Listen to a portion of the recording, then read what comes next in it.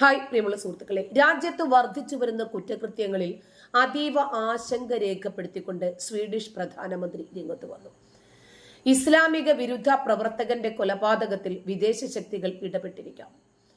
അദ്ദേഹം അതാണ് ആരോപിക്കുന്നത്. ആദ്യം തന്നെ ഖുർആൻ കത്തിച്ച കേസിലെ പ്രതി കൂടിയായ ഇറാഖി പൗരനായ സാൽവാൻ മോമിക്കയാണ് വെടിയേറ്റ് കൊല്ലപ്പെട്ടത്. കേസിൽ ഇന്നലെ കോടതി വിധി വരാനിരിക്കുമ്പോഴാണ് ഇയാൾ കൊല്ലപ്പെടുന്നത്. ഇയാൾ ടിക്ടോക്കിൽ വീഡിയോ ചിത്രീകരിച്ചിരിക്കുന്ന സമയത്ത് ഇയാളുടെ ഫ്ളാറ്റിൽ കയറിയ ഒരു സംഘമാണ് വെടിവെച്ച് കൊന്നത് എന്ന് പോലീസ് അറിയിച്ചിട്ടുണ്ട്. ഇവരില് 5 പേരെ പിന്നീട് പോലീസ് അറസ്റ്റ് ചെയ്തു. അത്യധികം മാനവിക വിരുദ്ധമാണ് ഉള്ളടക്കം എന്ന് ആരോപിച്ചുകൊണ്ടായിരുന്നു 2023 ജൂണിലെ പെരുന്നാൾ ദിവസം ഇയാൾ സ്റ്റോക്ക്ഹോം സെൻട്രൽ മോസ്കിന് സമീപം വെച്ച് ഖുർആൻ കത്തിക്കുന്നത്. അഭിപ്രായ സ്വാതന്ത്ര്യത്തിന്റെയും ആവിഷ്കാര സ്വാതന്ത്ര്യത്തിന്റെയും ഭാഗമാണ് തന്റെ നടപടി എന്ന് അയാൾ അവകാശപ്പെടുകയും ചെയ്തിരുന്നു. ആദ്യം മോമിക്കയുടെ നിലപാടിനെ പിന്താങ്ങിയ സ്വീഡിഷ് സർക്കാർ പിന്നീട് ലോകമെമ്പാടും നിന്നും ഇതിനെതിരെ പ്രതിഷേധമുയർന്നപ്പോൾ നിലപാടിൽ മാറ്റം വരുത്തുകയായിരുന്നു. മോമിക്കയുടെ കൊലപാതകത്തെക്കുറിച്ച് കൂടുതൽ അന്വേഷണം ആരംഭിച്ചിട്ടുണ്ട് എന്ന് പ്രോസിക്യൂഷൻ അറിയിച്ചു. അന്വേഷണം അതിന്റെ ആദ്യഘട്ടത്തിലാണെന്നും കൂടുതൽ വിവരങ്ങൾ ശേഖരിച്ചുകൊണ്ടിരിക്കുകയാണെന്നും പറഞ്ഞ അധികൃതർ ഇതിൽ പങ്കുണ്ട് എന്ന് സംശയിക്കപ്പെടുന്നവർ അറസ്റ്റിലാണെന്നും അറിയിച്ചു. ഇതിൽ വിദേശ ശക്തികൾക്ക് കൈയുള്ളതായിട്ട് സംശയിക്കുന്നു എന്ന് ഒരു പത്രസമ്മേളനത്തിലായിരുന്നു പ്രധാനമന്ത്രി ഉൾഫ് ക്രിസ്റ്റേഴ്സൺ ഈ കാര്യം പറഞ്ഞത്. ഒരു കാലത്ത് സമാധാനത്തിന്റെ പര്യായമായി മാറിയിരുന്ന ഈ നോർഡിക് രാജ്യം ഇന്നിപ്പോഴിതാ അക്രമ പരമ്പരകൾക്ക് തന്നെ സാക്ഷ്യം വഹിക്കുന്ന സമയത്താണ് ഈ കൊലപാതകവും നടന്നിരിക്കുന്നത്.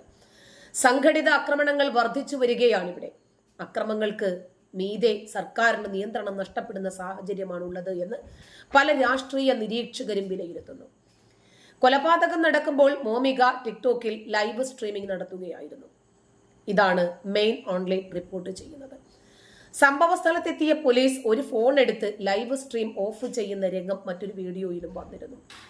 കഴിഞ്ഞ വർഷം ഓഗസ്റ്റിലായിരുന്നു വംശീയ വിദ്വേഷം പരത്തുന്നു എന്ന് ആരോപിച്ച മോമിക്കയും സഹപ്രവർത്തകനായ സാൽവാൻ നെജമിനും എതിരെ 4 കേസുകൾ സ്വീഡിഷ് സർക്കാർ രജിസ്റ്റർ ചെയ്തത്. ഖുർആൻ കത്തിച്ചതും മുസ്ലിം സമുദായത്തിൽപ്പെട്ടവരെ അവഹേളിക്കുന്ന രീതിയിൽ സംസാരിച്ചതുമൊക്കെ ഇവർക്കെതിരെ ചാർജ് ചെയ്തിരിക്കുന്ന 4 കേസുകളിൽ ഉൾപ്പെടുന്നു. ഇപ്പോൾ മോമിക കൊല്ലപ്പെട്ടതോടെ ഈ കേസ് വിസ്താരം നീട്ടിവെച്ചിരിക്കുകയാണ്. ലിസ്റ്റിൽ അടുത്തത് താനാണ് എന്നാണ് മോമികയുടെ സഹപ്രവർത്തകനും കേസുകളിൽ കൂട്ടുപ്രതിയുമായ നജീം എക്സിൽ കുറിച്ചത്. തനിക്ക് വധഭീഷണി ലഭിച്ചിട്ടുണ്ടെന്നും ഇയാൾ സ്വീഡിഷ് മാധ്യമങ്ങളോട് പറഞ്ഞു. 2023 ജൂണിലായിരുന്നു സ്റ്റോക്ക്ഹോമിലെ പ്രധാന മോസ്കിന് മുന്നിൽ ഖുർആൻ കത്തിച്ചുകൊണ്ട് ഇയാൾ വിവാദങ്ങൾക്ക് തുടക്കമിട്ടത്. അന്ന് ഇസ്ലാമിക രാജ്യങ്ങൾ മാത്രമല്ല അമേരിക്കയും ബ്രിട്ടനും ഉൾപ്പെടെയുള്ള രാജ്യങ്ങൾ ആ നടപടിയെ അപലപിച്ച് രംഗത്ത് വന്നു. 100 കണക്കിന് പ്രതിഷേധക്കാർ ബാഗ്ദാദിലെ സ്വീഡിഷ് എംബസിയിലേക്ക് ഇരച്ചു കയറുകയായിരുന്നു. അങ്ങനെയാണ് പ്രതിഷേധിക്കുന്നത്. എന്നാൽ തന്റെ നടപടികളെ ന്യായീകരിച്ച മോമിക മറ്റൊരവസരത്തിൽ സ്റ്റോക്ക്ഹോമിലെ ഇറാഖി എംബസിക്ക് മുമ്പിലും ഖുർആൻ കത്തിക്കുകയുണ്ടായി. തുടർന്ന് 2023 ഒക്ടോബറിൽ സ്വീഡിഷ് മൈഗ്രേഷൻ ഏജൻസി എമർജൻസിയായിട്ട് ഇയാളുടെ റെസിഡൻസി പെർമിറ്റ് റദ്ദാക്കി. ഇയാൾ നൽകിയ അപേക്ഷയിൽ ചില തെറ്റായ വിവരങ്ങൾ നൽകിയെന്ന് ആരോപിച്ചിട്ടായിരുന്നു ഈ റദ്ദാക്കൽ നടപടി.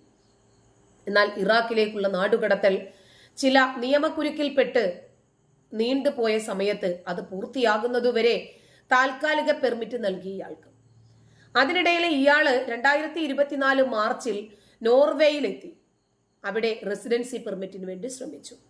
സ്വീഡനിലെ വാഴ്ത്തപ്പെടുന്ന അഭിപ്രായ സ്വാതന്ത്ര്യം വെറും നുണയാണ് എന്നാണ് അന്ന് ഇദ്ദേഹം പബ്ലിക്കായിട്ട് തന്നെ പറഞ്ഞത്. എന്നാൽ നോർവേ ഇയാളുടെ അപേക്ഷ നിരാകരിച്ച് ഇയാളെ സ്വീഡനിലേക്ക് തന്നെ തിരിച്ചയക്കുകയായിരുന്നു.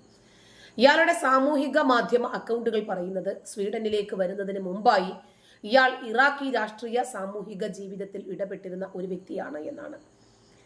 ഐസിസിനെതിരെ പോരാടുന്ന ഒരു ക്രിസ്ത്യൻ സായുധ സേനയുമായി ഇയാൾക്ക് ബന്ധമുണ്ട് എന്നും ഇപ്പോഴിതാ തെളിഞ്ഞു വരുന്നു.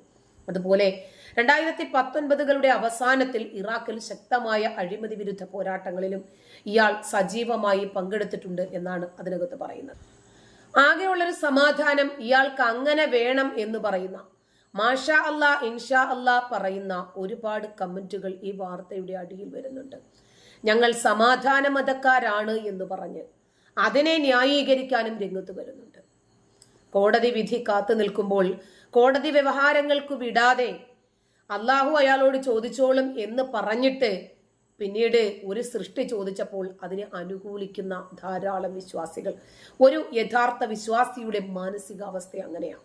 മതത്തെ നിന്ദിക്കുകയോ അവരെ സ്നേഹിക്കുകയും ബഹുമാനിക്കുകയും ചെയ്യുന്ന പ്രവാചകനെയോ മതത്തെയോ ഖുർആനിനെയോ അള്ളാഹുവിനെയോ ആരെങ്കിലും വിമർശിക്കുകയോ ചെയ്താൽ അവർക്ക് ഏത് രൂപത്തിലുള്ള പീഡനങ്ങൾ ഉണ്ടായാലും വേദനകൾ ഉണ്ടായാലും പരീക്ഷണങ്ങൾ ഉണ്ടായാലും പ്രയാസങ്ങൾ ഉണ്ടായാലും അതിനെ ആഘോഷിക്കാനേ ഒരു വിഭാഗം ആളുകൾ രംഗത്ത് വരും.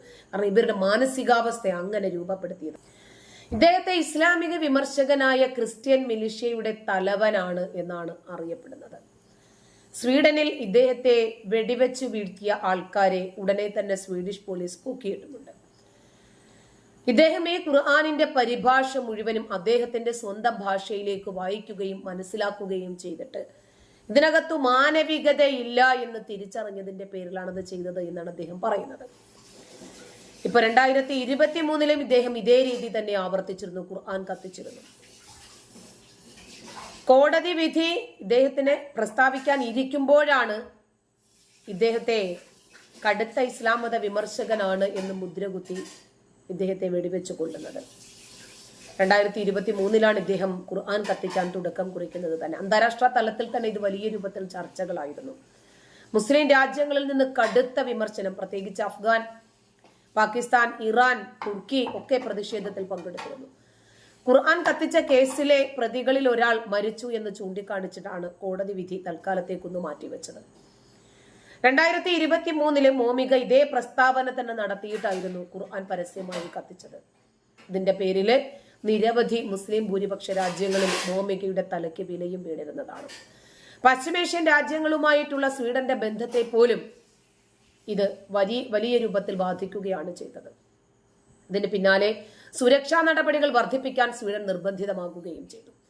സ്വീഡിഷ് പ്രോസിക്യൂട്ടർമാർ മോമികയ്ക്കും മറ്റൊരാൾ സാൽവാൻ നജമിനുമെതിരെ ഒരു വംശീയ അതല്ലെങ്കിൽ ദേശീയ ഗ്രൂപ്പിനെതിരായിട്ടുള്ള പ്രക്ഷോഭത്തിന്റെ കുറ്റം ചുമത്തി. സ്റ്റോക്ക്ഹോം പള്ളിക്ക് മുമ്പിൽ നടന്ന സംഭവം ഉൾപ്പെടെ 4 തവണയാണ് ഇവർ രണ്ടുപേരും ഖുർആൻ കത്തിക്കുകയും മുസ്ലിങ്ങളെ അപമാനിക്കുന്ന രൂപത്തിലുള്ള പരാമർശങ്ങൾക്ക് തുടക്കം കുറിക്കുകയും ചെയ്തത്. ഈ 4 തവണ പ്രസ്താവനകൾ നടത്തുകയും അവരുടെ വിശ്വാസത്തിന്റെ പേരിൽ മുസ്ലിങ്ങളെ അവഹേളിക്കുന്ന തരത്തിൽ ഖുർആനിനെ കൈകാര്യം ചെയ്യുകയും ചെയ്തതിന്റെ പേരിൽ 2 പേരെയും പ്രോസിക്യൂട്ട് ചെയ്യുന്നു. സീനിയർ പ്രോസിക്യൂട്ടർ അന്ന ഹങ്കിയോയെ ഉദ്ധരിച്ച് അൽ ജസീറ റിപ്പോർട്ട് ചെയ്തതും ഈ രൂപത്തിൽ തന്നെയാണ്. സംഭവങ്ങളുടെ വീഡിയോ റെക്കോർഡിംഗ് ആണ് കേസിലെ പ്രാഥമിക തെളിവ് എന്ന് പ്രോസിക്യൂട്ടർമാർ പറഞ്ഞു. നജം തെറ്റ് നിഷേധിച്ചു. അദ്ദേഹത്തിന്റെ അഭിഭാഷകൻ മാർക്ക് സഫര്യൻ വാർത്താ ഏജൻസിയായ റോയിട്ടേഴ്സിനോട് പറഞ്ഞു, പ്രകടനവുമായി ബന്ധപ്പെട്ട് അനുവദിച്ച പെർമിറ്റ് എന്റെ ഉപഭോക്താവിന്റെ ഉദ്ദേശത്തിന് വിധേയമാണ്. അദ്ദേഹത്തിന്റെ അവകാശങ്ങൾ സ്വീഡിഷ് ഭരണഘടന സംരക്ഷിച്ചിരിക്കുന്നു എന്നാണ് സഫരിൻ പറഞ്ഞത്. ഒരു സ്ഥാപനം എന്ന നിലയിൽ ഇസ്ലാമിനെതിരെ പ്രതിഷേധിക്കണമെന്നും അതിന്റെ വിശുദ്ധ ഗ്രന്ഥം നിരോധിക്കണമെന്നും മോമിക പറഞ്ഞിരുന്നു. സ്വീഡനിലെ മൈഗ്രേഷൻ എമർജൻസി ഏജൻസി റെസിഡൻസി അപേക്ഷയിലെ തെറ്റായ വിവരങ്ങളുടെ അടിസ്ഥാനത്തിൽ അദ്ദേഹത്തെ നാടുകടത്താൻ നീക്കം നടത്തിയിരുന്നെങ്കിലും ഇറാഖിൽ പീഡന സാധ്യതയുള്ളത് കൊണ്ടാണ് ആ ഉത്തരവ് നടപ്പാക്കാൻ പറ്റാതെ പോയത്. 2023 ജൂണിലെ പെരുന്നാൾ ദിനത്തിലാണ് സൽവാൻ മോമിക ഖുർആനിന്റെ ഒരു പകർപ്പ് ചവിട്ടി സ്റ്റോക്ക്ഹോമിലെ ഏറ്റവും വലിയ പള്ളിക്ക് പുറത്ത് കത്തിച്ചത്. ഈ സംഭവത്തിന്റെ വീഡിയോ ദൃശ്യങ്ങൾ ആള് തന്നെയാണ് പകർത്തി ടിക്ടോക്കിലും മറ്റുമൊക്കെ പ്രചരിപ്പിച്ചത്. മോമികയുടെ ആദ്യകാല ജീവിതത്തെക്കുറിച്ച് വളരെ കുറച്ച് മാത്രമേ പുറത്ത് അറിയാൻ പറ്റുന്നുള്ളൂ. അദ്ദേഹത്തിന്റെ വീഡിയോകളും ചിത്രങ്ങളും ഒക്കെ ഇറാഖിലെ ഒരു മിലിഷ്യ നേതാവാണ് എന്നാണ് വ്യക്തമാക്കി തരുന്നത്. നേരത്തെ തന്നെ ഒരു വീഡിയോയിൽ ഒരു ക്രിസ്ത്യൻ മിലിഷ്യയുടെ തലവനായി സ്വയം വിശേഷിപ്പിച്ചിട്ടുമുണ്ട് കക്ഷി. 2014 രൂപീകരിച്ച ഇമാം അലി ബ്രിഗേഡ്സ് എന്ന സംഘടനയുടെ ഭാഗമായിരുന്നു അദ്ദേഹത്തിന്റെ സംഘത്തിന് മേൽ യുദ്ധക്കുറ്റങ്ങളും ആരോപിക്കപ്പെട്ടിട്ടുണ്ട്. പിന്നീട് ഇമാം അലി ബ്രിഗേഡ്സ് പോപ്പുലർ മൊബിലൈസേഷന്റെ ഫോഴ്സിന് കീഴിലാണ് പ്രവർത്തിക്കുന്നത്. ഗ്രൂപ്പുകളുടെ ഒരു ശൃംഖലയാണ്. അവയിൽ ചിലത് ഇസ്ലാമിക് സ്റ്റേറ്റിനെതിരെ പോരാടുന്നത് ഇറാഖി സൈന്യവുമായി സംയോജിപ്പിച്ചിരിക്കുന്നു. 2017 മൊസൂളിന്റെ പ്രാന്തപ്രദേശത്താണ് മോമിക തന്റെ സായുധ സംഘത്തെ നയിച്ചത്. 2018 അദ്ദേഹം ഇറാഖിൽ നിന്ന് പലായനം ചെയ്തു. മറ്റൊരു ക്രിസ്ത്യൻ മിലിഷ്യയുടെ നേതാവായ റയാൻ അൽ കൽദാനിയുമായിട്ടുള്ള അധികാര പോരാട്ടത്തെ തുടർന്നിട്ടായിരുന്നു പലായനം. ഖുർആനിനെ നിഷേധിച്ച, ഖുർആനിനെ കത്തിച്ച, ഇസ്ലാമിനെ നിന്ദിച്ച, നബിയെ നിന്ദിച്ച ഒരാളെ വീഴ്ത്തിയതിൽ കാക്കമാർ സന്തോഷിക്കുകയാണ്. വളരെ സന്തോഷം. അപ്പോഴും സർവശക്തനായ പടച്ചോനെ സംരക്ഷിക്കാൻ കഴിയുന്നില്ല. പടച്ചോന്റെ ഗ്രന്ഥത്തെ സംരക്ഷിക്കാൻ കഴിയുന്നില്ല. ജനങ്ങൾ ഇതൊന്ന് മനസ്സിലാക്കട്ടെ. നന്ദി.